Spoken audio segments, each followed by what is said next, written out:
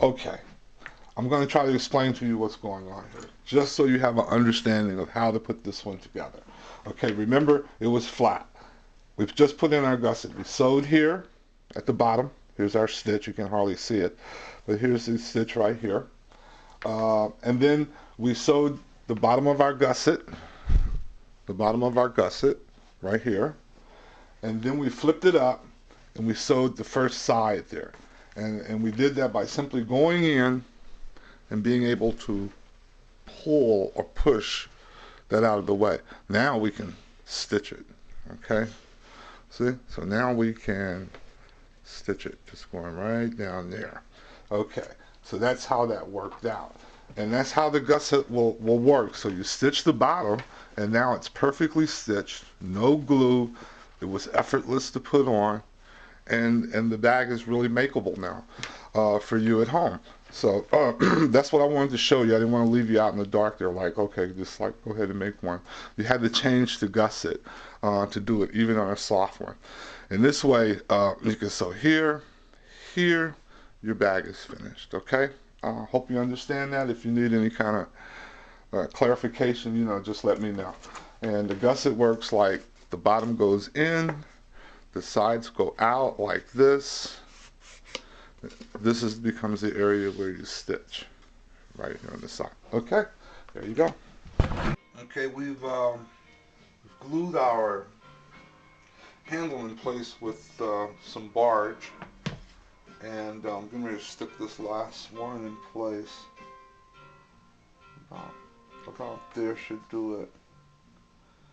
And then our lining is going to go all over, go on the top of all this. So this is where we're at now. So we've got our handles in place. The bag is starting to come together here. Now we just have to put the lining in and make sure we got what we wanted to get. Now to make my lining, I've determined that I'm trying to make sure that I'm going to be able to sew this on my flatbed. So I've determined that what I wanted to do, I took my template that I use for my diamonds, which is basically the top part of your master, and I put it there. And what I'm going to do is just trim 3/8 of an inch on this side and 3/8 of an inch on both sides, and cut 2 of these for the back and the front, and then I'm going to put the bottom in last after the gusset and everything has been sewn on. So that's how I'm going to go ahead and proceed with this. So like I said, I'm just going to go ahead and make from my template, which is the top half of the master of your pattern, and just go ahead and trim that 3/8 of an inch either side, which is my seam allowance. It'll give me some area to sew with, and then I'm going to just go ahead and go from there.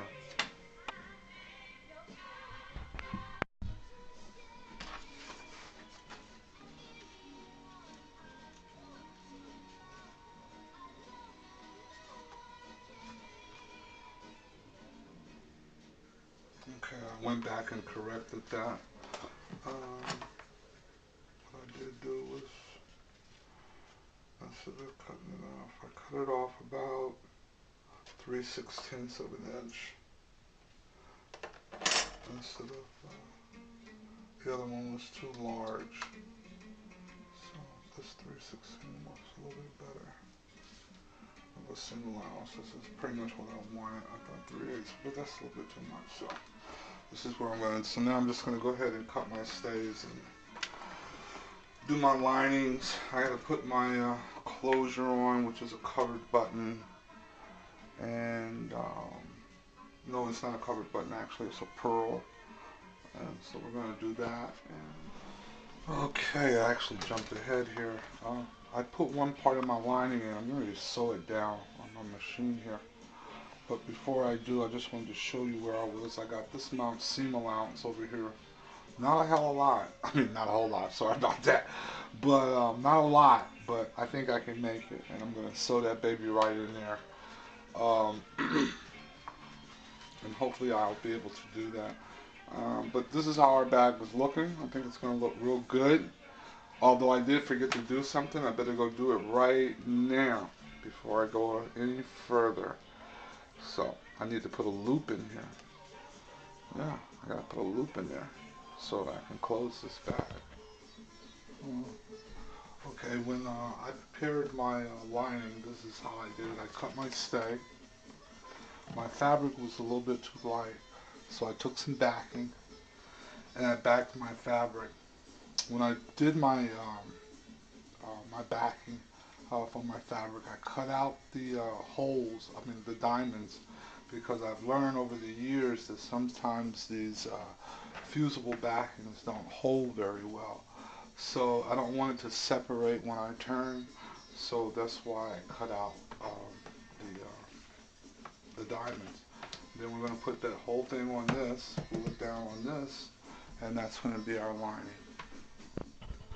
Okay. After fusing the, see, that's what I'm talking about. Sometimes it doesn't hold. So I'm going to go back and iron it some more. And then I'm going to glue it down like this, lining up my diamonds. That's what's important in this. And then gluing around, and then gluing inside here with some rubber cement. With our rubber cement, putting it inside here, and then turning the top and the sides and leaving the bottom open. Okay. Alright, now I've glued this down, and so the next thing I want to do is take my rubber cement and go along the outside and then the inside of this. It'll look a little wet, but that's okay. You're going to turn it so you won't see this, and this is the lining.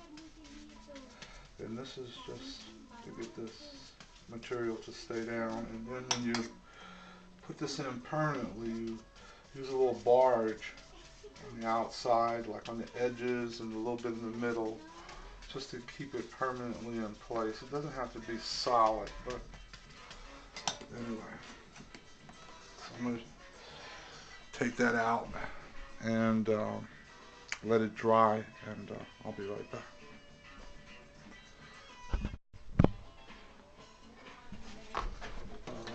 Okay, my glue is dry, so I'm going to cut these and turn these. I'm just going to go right across. There's a lot of ways to do this. Sometimes I cut diamonds out. Depends on how fancy I want to get. Anyway, I'm going to do this.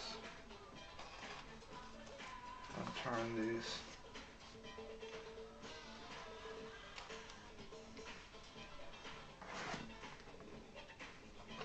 Okay. I'm just going to do it like this now, because it's already solid on the other side, so it really can't move. So I can just pull and turn. And then we'll glue this up real good with some barge. We're going to turn our tops here, glue this up with some barge, and get ready to put it in, put the gussets in, and we're finished.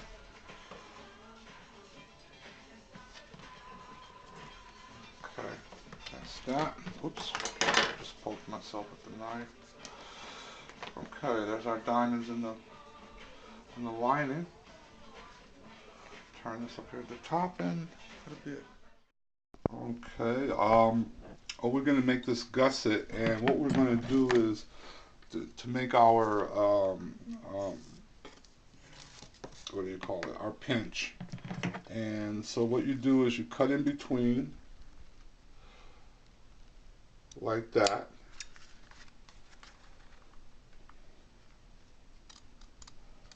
And then you turn. You just basically you tear out that middle piece. That's my trusty wife is helping me today. How about that? For a day off.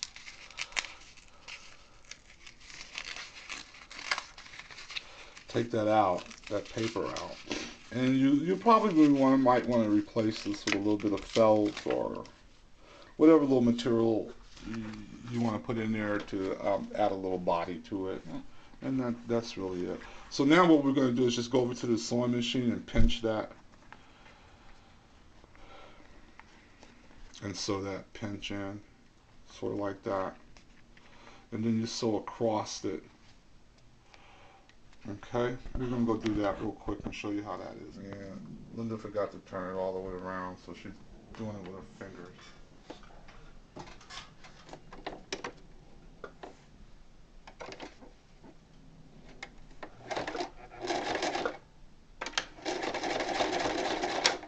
There you go. That's how it looks. That's the. All right, just to catch you up, we're getting ready to do the gussets. I'm getting ready to sew them in. I've already put them together, Linda and I.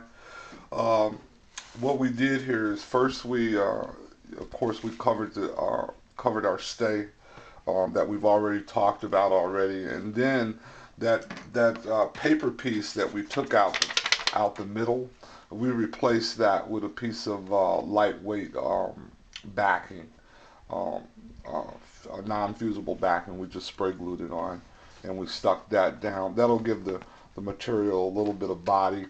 And then after that, we cut a piece of lining material, and we cut it just like on the edge here, so that it wouldn't go over the edge, so that when I sew down right here, it'll catch it and tuck it underneath and complete the lining. And putting the lining up, if you notice, we got this little peak here. What I did was just basically on the stay here, this part of the top part of your stay, top part of your gusset, you can just copy this top part right here, the 3/8 inch part here, and that becomes your stay. And this is your stay for your lining material, so that it all works out up at the top here like that. So that's where we are in our gussets. We also pinched our gussets right here at the bottom, and what that pinch is just basically sewing these two pieces, sewing those, making those pinch together with the material, and that's it. Okay, I'm just gonna put a fake stitch in because the bottom is really hard. It's going to be real difficult to get past a certain area of the machine. So to make it quick and easy in a bag that's worth doing it, since most prom bags and wedding bags are usually only used for one occasion, what we're going to do is go ahead and fake stitch this, which is what I'm doing now, and then we're going to glue in our gussets because it makes it much easier, and it's going to be just as strong. So that's what we're doing now, and then we're gonna, like I said, glue in the gussets, and the bag will be finished, and then put in our bottom, and the bag will be finished. So Linda and I were talking about this bag, and we've only made it for boutique, a wedding boutique. So it's not like a bag that's been in the marketplace before. It's not like our Chinese food container, which we developed. And the trip with that was it was knocked off within weeks after it hit the market. So I'm thinking that somebody's going to come along and see this little cute wedding bag, and before you know it, you're going to see it in David's Bridal or someplace like that. But you can make money off this bag, because the reason you can make money off this bag is because you can do it custom bag in the bride's fabric, and then you got a really great wedding bag. The second time we do this is going to be a really good bag. So anyway, we got our glue in here, we got our bag in. It's looking kind of good inside. We made some mistakes, but we could definitely take care of those in the second one. This is what we got. And let me see here. That's what we got. So there it is. A wedding bag, or a prom bag, whichever you prefer. Anyway, looks cute. There it is. Bye.